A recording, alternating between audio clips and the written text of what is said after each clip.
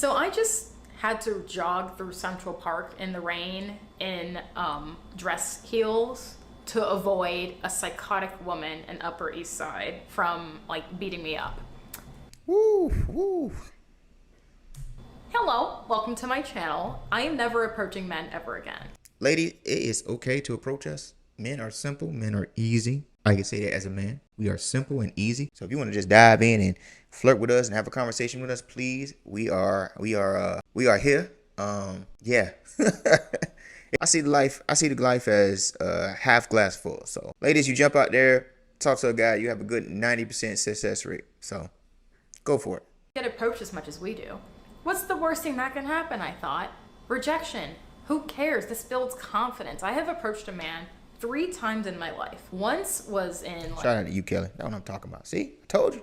2017. I approached a guy when I was working as a server at a restaurant. I gave him my number. It was very sweet. He took me out on a date. It was very wholesome and cute. It just didn't work out just because he was like a nasty hipster who didn't bathe. You gotta laugh through the rants. Nothing wrong with that natural. I prefer like Dove or Dial. You know what I'm saying? I like my little fragrance. Old Spice, Men's Body Wash. Sudoku book, it just wasn't gonna work, okay? My stomach hurts from laughing. I don't laugh at things very often, so that just proves how crazy this story is. I go to this place in Upper East Side. I thought, why not treat myself? It's Sunday. I could have stayed in and cooked something, but I thought, no, it's a day of rest. Let me go rest with my, little hairdo, my little layers, and I had on makeup earlier. Like, look, I put on mascara. I was feeling cute. I assume that's Manhattan. I don't know. I could do a quick Google search, but we're going to continue to laugh. I believe that is. I'm a regular. The manager was like, welcome back. Everyone's like, hey, welcome back again. You're like, I know the whole staff. We're like tight, With that being said, they know a little bit about me. They're like, oh, you're the girl who always comes alone and eats. They get to know you and who you are as a person and what you like, what you don't like. So I kind of enjoy restaurants like that. It's more intimate, personal. I know when I go to coffee shops a lot, people are like, hey, what's up, Chris? Yeah, I know you. I like coffee shops where it's just peaceful, calm. I can sit down, I can get some work done, and I can be there for 4 or 5 hours, sipping coffee, eating some bread. I don't mind paying. You gotta buy coffee every hour, or maybe every 2 hours. I'll do that. There's some good coffee shops and some bad coffee shops. Shout out to all my coffee addicts out there. Hey. Basically was like, we gotta get you a man. Like, we gotta find someone for you. And I was like, no, stop. Like, it's above these like beautiful wedding shops. They're always telling me like, don't you want someone to buy you a wedding dress? And I'm like, you know what? What the heck? Start approaching men. Not on these dating apps. I gotta pause and read it. I just love her personality. Shout out to you, Kelly. Shout out to you. Dating apps are not good because there are people like me who actually date with intention, and there's people who don't. There's always going to be someone who cares a little bit more, and then it just gets kind of weird because someone likes someone more than this person. Then Paradox of choice in NYC. I see the paradox of choice in LA as well. The paradox of choice is like if you're an in-shape person, handsome person, beautiful person, person with money, you got options, or influence, you got options. You're in a big city where everybody believes they can get the next best thing. There's no incentive to slow down or like, well, yeah, you're good now, but I can probably find something else. I can see that in this day and age. Talking about intention, I'm not on Riot because I ain't balling like that. Shout out to her. I might need to do my research on Riot. I might be able to, but I'm okay with the Bumbles and the Tinders and the Hinges. I'm good with 3. And then it's just like, no, I just don't do that. I don't do that, okay?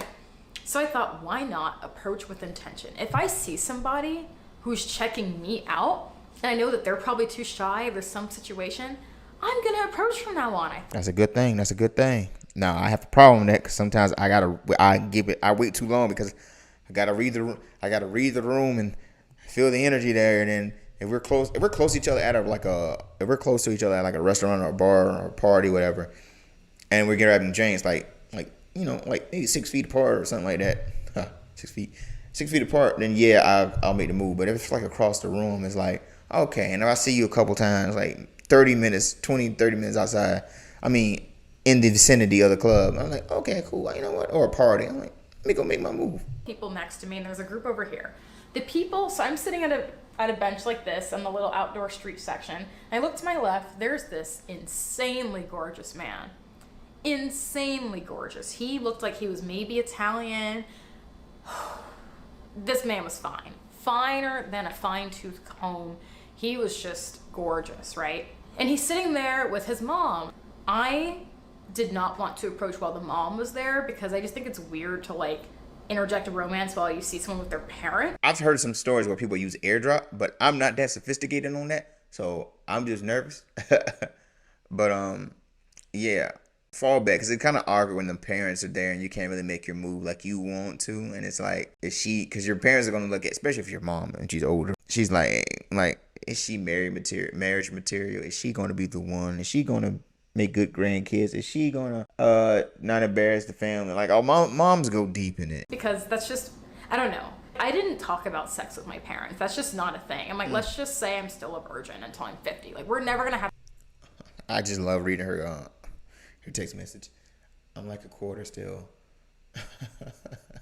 That talk. They don't need to know anything about that. It's just gross. It's weird. Like, just let it. I agree. No. Okay? I agree. Some people have like boyfriends over and they're in high school. I'm like, how is that allowed? Yeah, That's like, insane. what? Like, good for you, honestly. I know boyfriend, girlfriend, sleepover. No. You gotta sneak and do that. No. Hot guy, his mom is there. I'm across the table, but here's the thing. I was never gonna approach because, he didn't look at me yet. Then we make eye contact. And I don't imagine this being sexy. This is him. So I'm here, he's over here. This is him.